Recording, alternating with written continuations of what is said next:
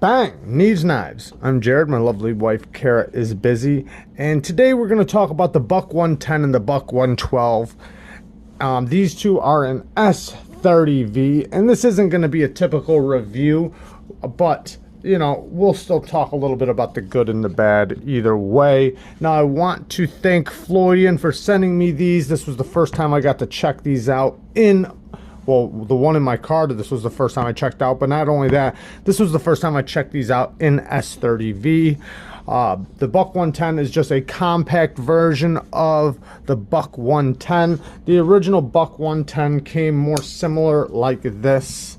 This is the Schrade old timer, but it basically looked very similar to this. So I just want to show you guys the sheet that's this old timer's in, and then this little paperwork is stuffed down inside here. I just wanted to open it up and take a look at it. This is the old timer, Schrade old timer, and I was hoping maybe we can find a year on this thing. I'm not sure what year this one is. 91 right there, 1991. Wow. And it tells you how to sharpen your knife. We recommend using a good double grit stone, coarse grit for roughing and fine grit for final edge honing. Yeah. Very, very cool. But I thought that was pretty cool. Yeah, what an iconic knife. This knife has stood the test of time, and I grew up with Buck 110s, and you know, uncles and grandfathers and dads, you know, most of us have seen the older generation, you know, have these, and not even just have them, but they've just lasted for so long. You know, like when you think about a knife that's lasted 30 plus years, it's usually the Buck 110. It's a knife that just holds up through all the abuse and through all the grit and all the grime. It just keeps kicking. It really shows how a knife with minimal hardware, minimal everything, how tough it could be. Now, I do like that they did upgrade this to S30V steel. It still has the Boss heat treat, which I love the Boss heat treat. I think Boss heat treat does a great job with their heat treat, and they're known for doing great heat treats.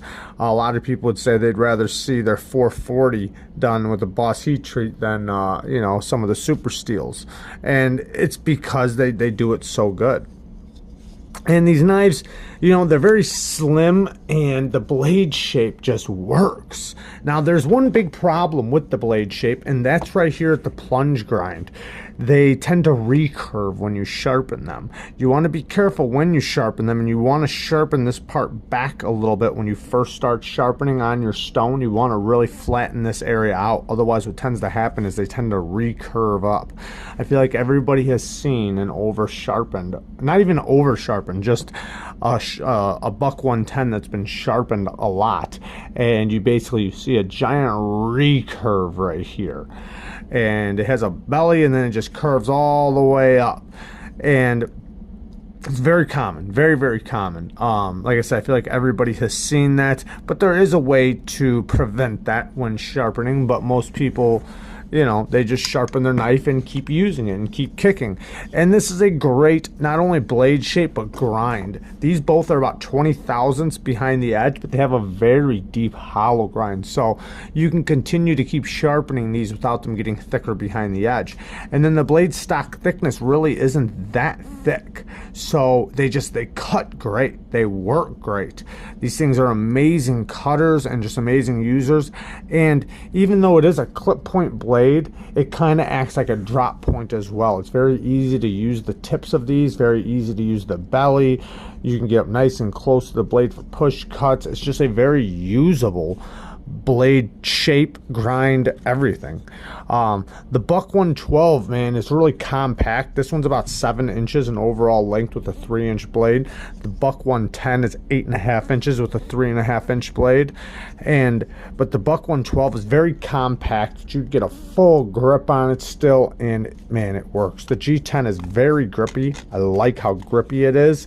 And yeah, it's very, very nice. The micarta on the micarta version of the Buck 110, it's nice. I like the micarta. The micarta seems like it's good quality micarta. It feels good in the hand. It's nice and slim, and it just works. Definitely very, very useful. I'm not a big fan of the pinned construction. That is one of the downfalls to me, is, you know, the pinned construction. But I will say these things are very easy to clean out. One, you could just clean them out right there, blow them out, you know, like with air or with a Q-tip or something like that. But the main area you're going to have to worry about is this little section right there, this little groove right there. If stuff gets stuck down in there, then when you go to lock up, when it goes to lock up and this pin goes to drop down into that groove, if there's something stuck down in there, it won't allow it to fall down in there. So, you know, you can take basically a pick or something and just pick it out. So it's real easy to keep it going, and that's why these things have, you know, gone so many years, you know, and they just keep going and keep kicking because they're very easy to maintain, even though it is a pin construction.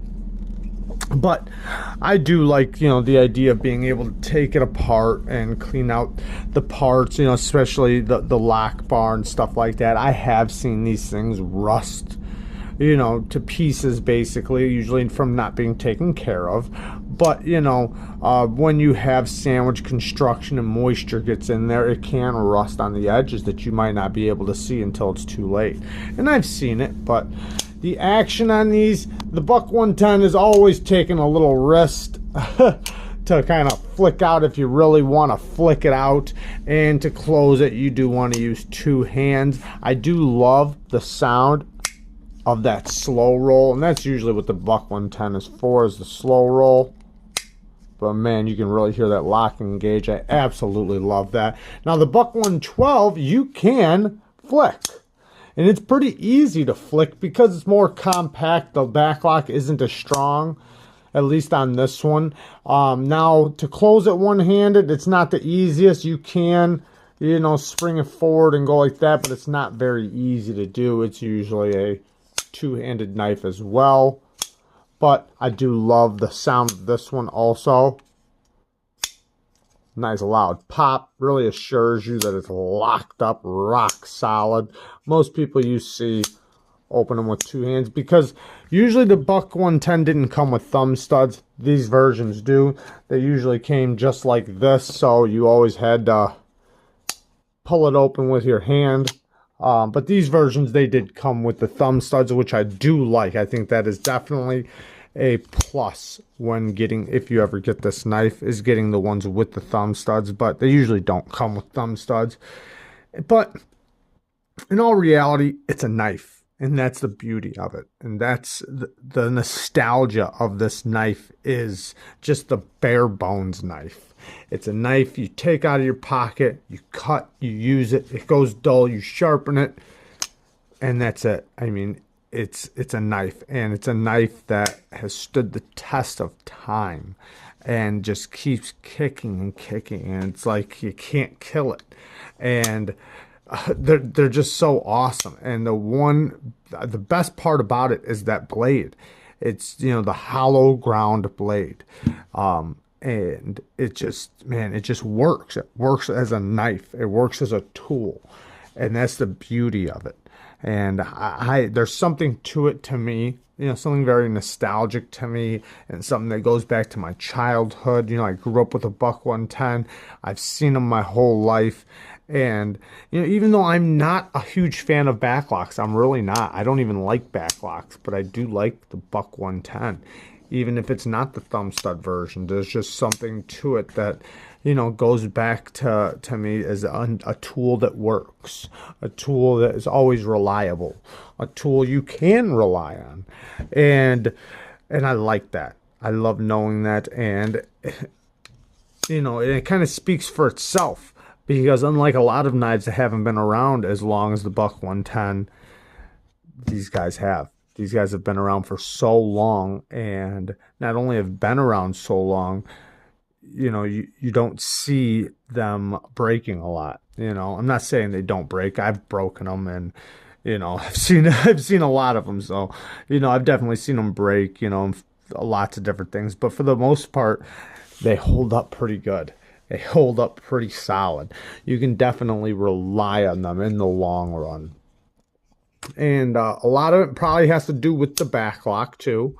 But yeah, they cut good. They work good. They're light in the pocket.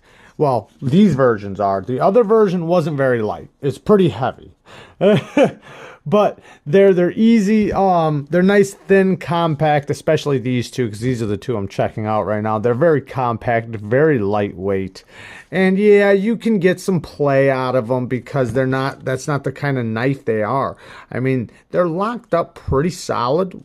You know, but I would never really worry about them failing, but I can feel movement in the blade. But that's not the point. The point is that for a knife and to use it as a knife, they work, and they work good, and they last a long time. Things I do not like about the Buck 110 and the Buck 112, especially in these versions, I don't like these clips. I think they're kind of ugly. I know the regular version didn't come with a clip, but yeah, I don't like the clip at all. They work just fine. They actually work pretty good, but I just don't like the way they look.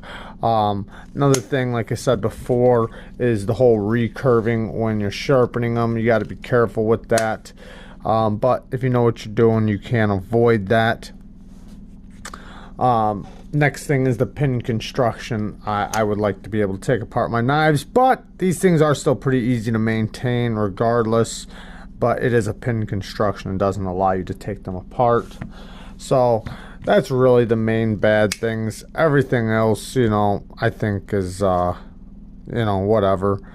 Now, I've seen these things abused really bad. Like I said, they're a tool, and that was the beauty of them, is that you use them like a tool.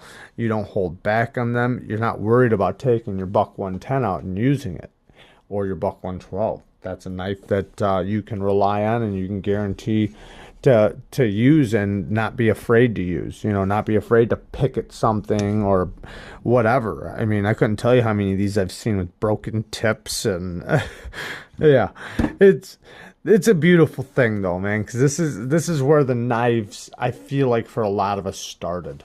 You know, was the Buck 110, and maybe not necessarily for you, but for your grandfather or for your father or your uncle or whatever. So yeah, what a great knife, and it's definitely stood the test of time. I know I've said that many times, and it's very nostalgic to me, and I'm sure for a lot of you guys, and it just works. So thanks, Floydian, for letting me check these guys out. And if you guys have any cool stories of the Buck 110 or the Buck 112, leave it down in the comment section. I'd love to hear it. Peace.